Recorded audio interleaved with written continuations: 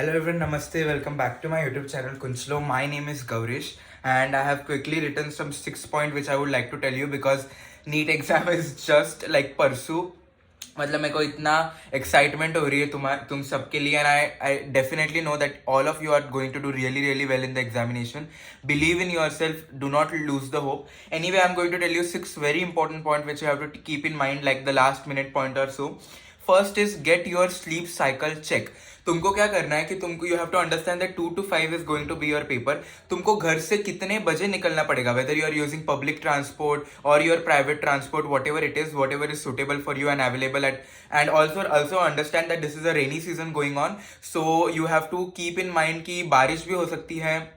तो अगर public private transport से जा रहे हो तो तुमको ज्यादा टाइम लग सकता है. So keep buffer time in hand and also understand that 2 to 5 NEET का पेपर है तो कितने जल्दी हमको घर से निकलना पड़ेगा, फिर उसके लिए तुमको कितने जल्दी उठना पड़ेगा. You properly take the required amount of sleep. The second point is to have a good breakfast. See, it is very important to have a good breakfast because आप सुबह ही खा के जाओगे, उसके बाद तो आपने थोड़ा बहुत खाया और फिर you have to go and give the paper.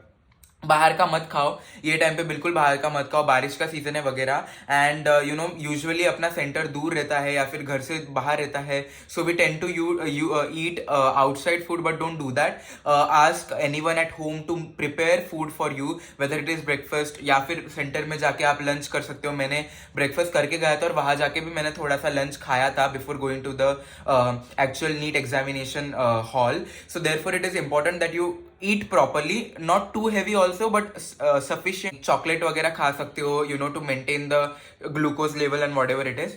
So that is extremely important. Properly know the timing of your transportation वगैरह अगर public वगैरह से जा रहे हो तो, and keep that buffer time in hand, extremely necessary. Buffer time से याद है, ऑल्सो अंडरस्टैंड कि आपको जब उठना है उसके आप एटलीस्ट 10 to 12 आवर्स पहले सोने चले जाओ. You are not going to sleep that much, but that is the reason why you should go early. क्योंकि मैंने ये बफर टाइम थोड़ा सा रखा था कि 2-3 घंटे में मेरे को नींद आएगी, because I was very stressed out for obviously NEET examination. I am sure majority of you will be. And इसमें ना इस चक्कर में अपने को नींद नहीं आती है. नींद आना और या फिर नींद लेना बहुत necessary in order to perform well in examination. So therefore 2-3 घंटे का थोड़ा ऐसा बफर टाइम रखो कि सपोज अभी आपको सुबह 7 बजे उठना है, लेट्स इमेजिन, तो आप एटलीस्ट आप ऐसे 10 बजे तक सो जाओ ताकि आपको 1-2 घंटे अगर नींद नहीं भी आई, then also if you sleep being anxious and all those thing, then also you will able to take the entire amount of sleep, the sufficient required hours of sleep in order to perform good in examination. Sleep is extremely important. और Friday से शुरुआत करो ताकि आप obviously कल भी properly अच्छे से सो पाओ and then you are good to go on Sunday, which is the day of your examination. The next one will be have buffer time in hand, extremely important. Take all the proper documents which are required. Parents को responsibility दो, वो अच्छे से काम करते हैं, पूरे documents वगैरह आपके properly आने चाहिए. जो भी dress code वगैरह है, whatever it is, don't take too much tension. Change, do not even try to change the way you solve the paper. अगर तुमने पहले से मॉक टेस्ट में बायोलॉजी, केमिस्ट्री और फिजिक्स ऐसे ही सॉल्व किया तो लास्ट में भी ऐसे ही सॉल्व करना.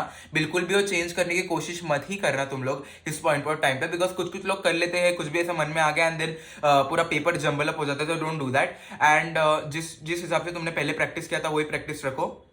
OMR अच्छे से फिल करो, फिर से रीचेक करके ईच एंड एवरी क्वेश्चन वो लगा के करो. And do breathing exercise. To do this 8 second breathing exercise. एक इमेजिन करो कि स्क्वायर है, तो स्क्वायर को ऐसे जाते वक्त breathe in, then you hold the breath, then you breathe out and then you again like otherwise be in that position only. So for example, ठीक है, आपको समझा? मतलब breathe in, hold the breath, breathe out, and then get back to normal in order to continue the cycle. So even though if it might seem stupid at this point of time, but this breathing exercise actually really work and it helped to reduce the amount of anxiety which you have developed in order to give examination. I completely agree that getting really really anxious at this point of time is absolutely natural because it's such an important examination which you are going to give, and I deeply feel involved in this this process of you giving the examination because I was somewhere a part of it and I need examination, and I wish you all the luck, all the best. you will be able to do really well in the examination. I believe in you. And do not worry at all. Believe in yourself, believe in your parents, believe in God especially. Pray and just go, and you're going to do really well. Lastly, I would like to tell that you are capable of doing much more than what you believe you can. And I wish you all the best. Be happy. It is very important to be happy. Bye, and NEET के बाद मिलते हैं.